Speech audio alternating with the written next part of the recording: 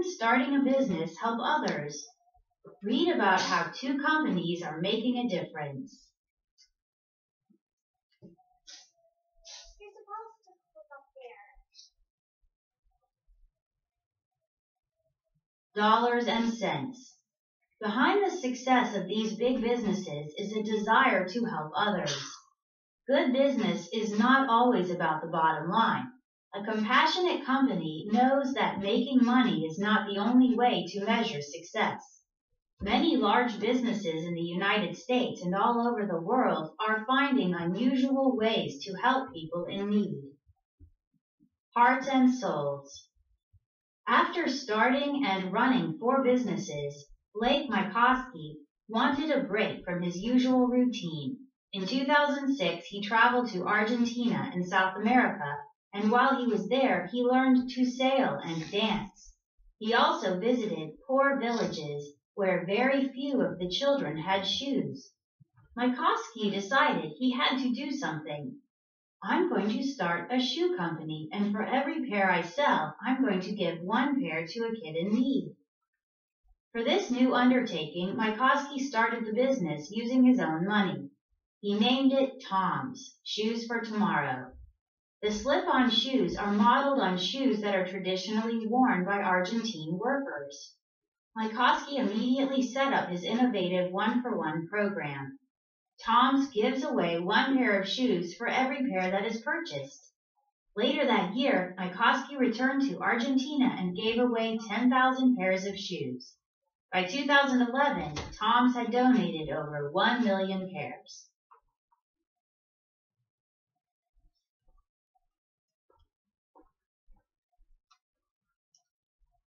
The company has expanded to sell eyeglasses.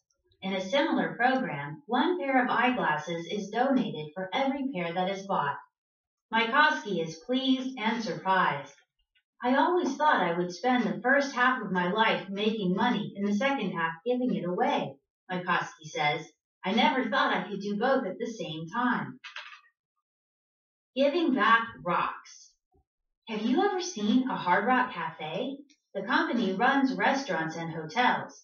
In 1990, the company launched a new enterprise, charity. Since then, it has given away millions of dollars to different causes. Its motto is, love all, serve all. One way the company raises funds for charity is by selling a line of t-shirts. The process starts with rock stars designing the art that goes on the shirts. Then the shirts are sold on the internet. Part of the money that is raised from the sales of the shirts is given to charity. Employees at Hard Rock Cafe locations are encouraged to raise money for their community. Every store does it differently. Tom's employees unpack shoes to give away. The Hard Rock Cafes are successful and give back to the community. Okay. What were the name of the 2 businesses that yeah? Tom's and what was the other one we just talked about? Hard Rock Cafe. Okay. So how did Tom's give back to the community? Oh. He gave the I forgot the names, but they gave them shoes. He gave for every what? He did that for every shoe that he sold. He did what? Gave them He donated another pair. Okay. So all right. Well, what about Hard Rock Cafe? How did they give back to the community? Okay, they did the shirts that were designed by rock stars. And it not only did it help make those companies successful, but it also made people who were in need have things that they wouldn't have otherwise had. Okay, so let's keep going. And we're going to talk about the biggest charities in America. The restaurant in Hollywood, Florida, worked with some exceptional students from 2 Florida high schools. Together, they put on an event to raise money for the Make-A-Wish Foundation. The foundation grants wishes to children with serious medical problems. The bottom line. Every day, companies are thinking of innovative ways to give back to their community. If you own a business, making a profit is important. However, helping others is just as important as the bottom line. Helping others is good business. Top 5 biggest charities. Okay. All right, let's talk about 1. United Way worldwide. $3,842,018,486. 2. The Salvation Army. $1,719,268,000. 3. AmeriCares. $1,194,350,692. 4. Feed the Children. $1,191,965,901. 5. Food for the Poor. $1,076,390,140. Individuals as well as businesses are committed to helping people in need. This graph shows the American charities that got the most donations in one recent year and how much money they raised.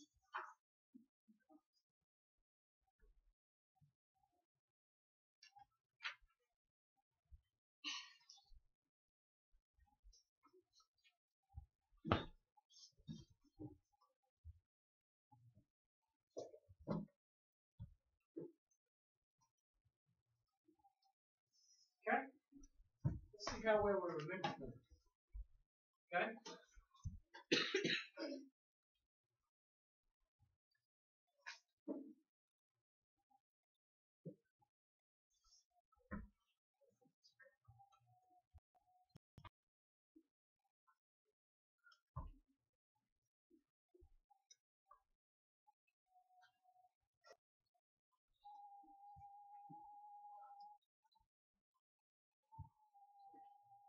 Does anybody remember what the name of the man who had tongues was? Anybody? Mark Muskowski. Muskowski. Okay? Alright. And 2 items did he use to help children? Shoes and glasses. Good, I love your comprehension.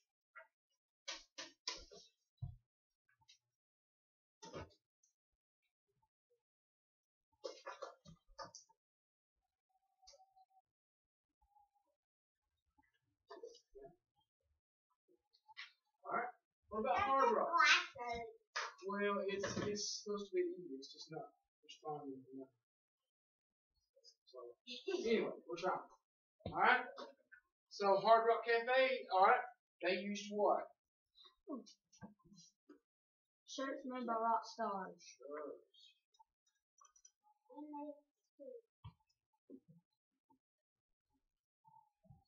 Okay. What were 2 of the companies that were the largest in America that donate to charities? AmeriCares and United Way worldwide. Okay. Who's familiar with United Way?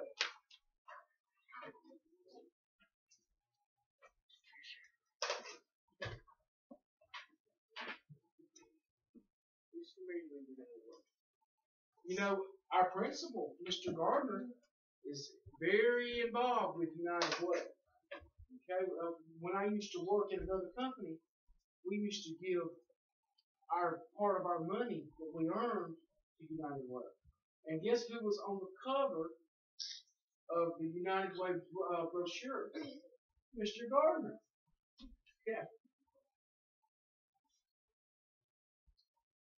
Mr. Gardner is famous. He's rich. Look at that.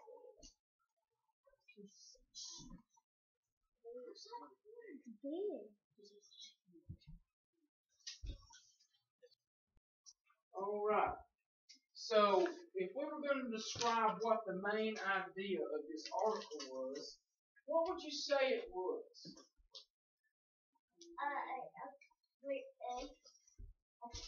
Fun. Okay. On how to help people. How businesses help people, right? Okay. All right.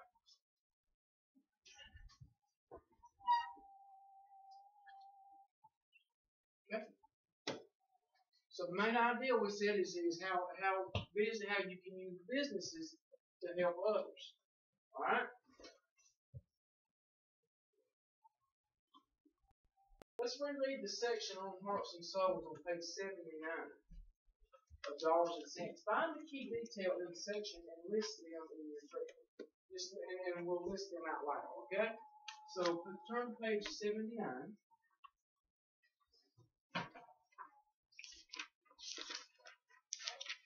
Okay. What are some of the key details?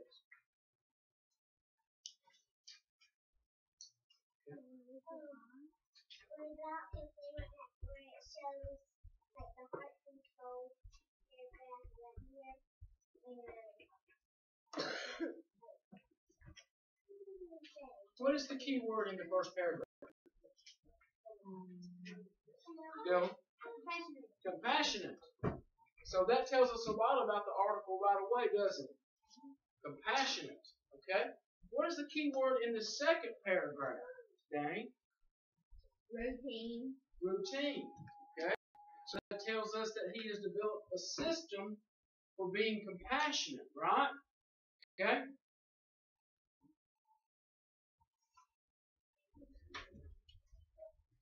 John Max, what's the key word in the third paragraph? Undertaking. Undertaking means it's a difficult process, right? So it's not easy to get started, but once he got it started, he's turned into a very successful enterprise. Okay? What's the key word in the next paragraph? Innovative. He had to come up with an innovative way to present this for it to be successful, right? He had to have new ideas. And, how many shoe companies do you know that give somebody a pair of shoes for everyone they sell besides them? There's not a lot of them, is there? Okay? So this was a very innovative idea. All right? Braxton, what's the key word in the next paragraph?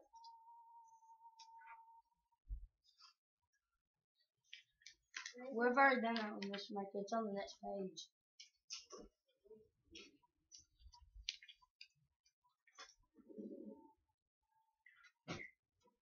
And what's that key word there, Braxton?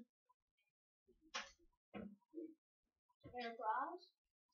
Hunter? Funds. Funds.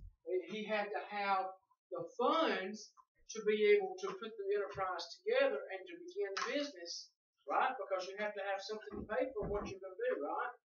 Okay, so that's the key word over there in the next paragraph.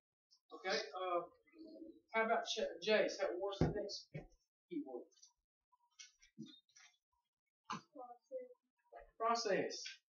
He had to have a plan, and he had to develop the process in which he was going to make this enterprise succeed.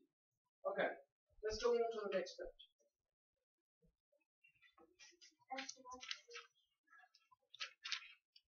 What we're talking about today is called a persuasive article. Persuasive article. Has anybody got an idea what maybe a persuasive article is without a word? No. I agree with both.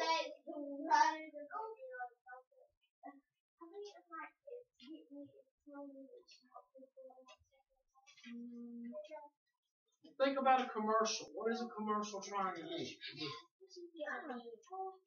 It's trying to get you to buy something or do something. Okay, it's trying to persuade you. Think about the word in it. Think about it. Persuasive article. Okay? When someone is trying to there's a word called convey. Okay? The word convey means to try to convince others. Okay? So if we're going to try to convince others, we're going to do it in a persuasive manner. So we use persuasive articles to do that with. Alright?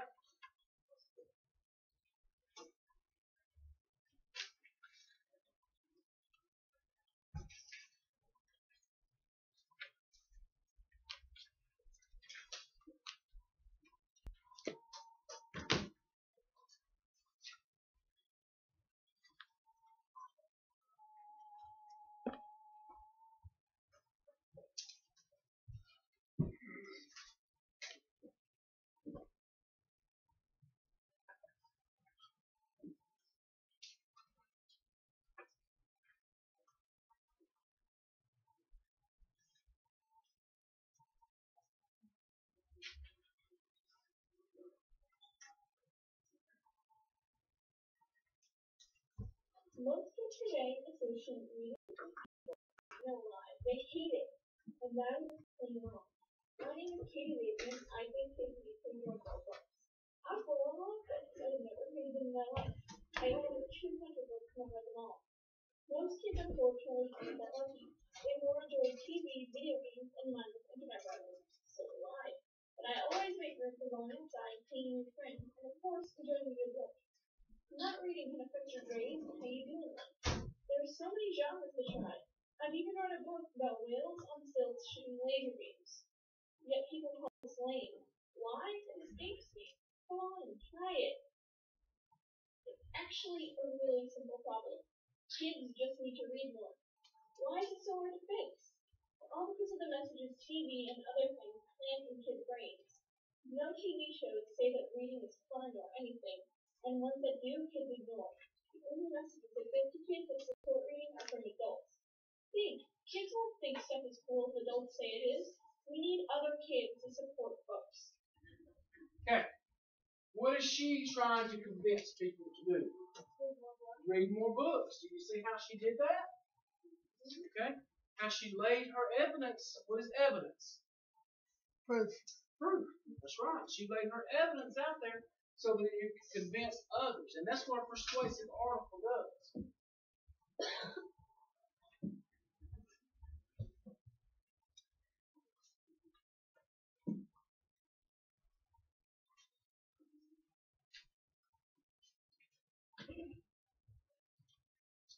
Okay. When we're getting ready to write a persuasive argument or to come up with a persuasive idea, there are processes that we go through. Okay? The first thing we do is we have an I think statement.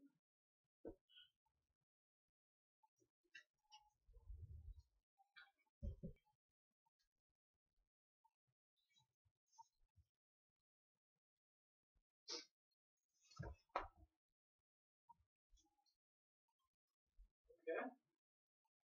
So if I was going to come up with an idea and I had an I think statement, I would say something like this. I think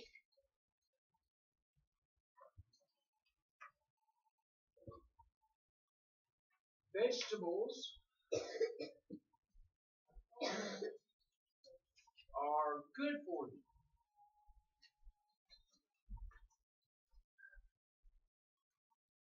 Okay? So that's an I think statement. Okay? Alright, the next one is we're going to talk about the facts.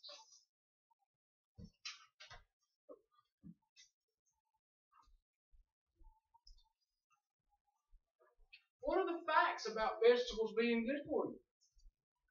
They help your body grow. Okay. Alright. They help your body like that. Okay, they're good for your eyes.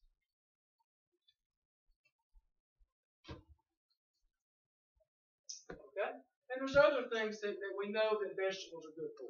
Okay, the next one is reasons. Why am I so insistent that vegetables are good for me? Because what? I want to be healthy. Okay?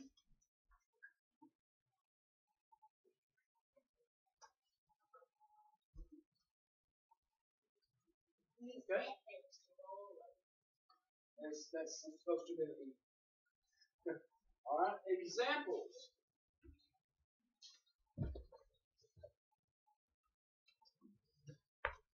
Okay, what are some examples that vegetables are good for you?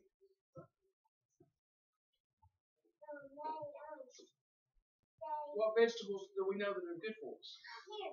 Carrots. Carrots are good for their eyes, right? Okay, we know what else is good for us.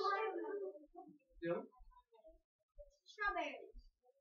That's fruit. That's fruit. Those are vegetables. That's fruit. Can't peppers be one? Peppers? They're vegetables. So anyway, these are some examples Tomatoes are fruit. of vegetables. Broccoli. Very good for us. Okay, so this is what we're going to do. Okay?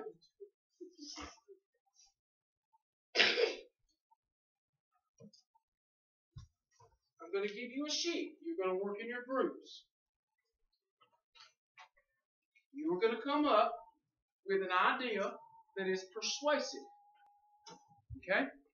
When we are done with our ideas, we will come up and play a game called Persuasion. Our group is going to come up and we're going to try to persuade the rest of the audience that our idea is good. Okay? Alright? So, I want you to put your names on it, and y'all will work together and work quickly, okay? Because we're short on time. Get your ideas together, and then we're going to present them to the class and see if we can persuade the class that what we think is important, okay? You want me to pause this, Mr. Riker? Pause it.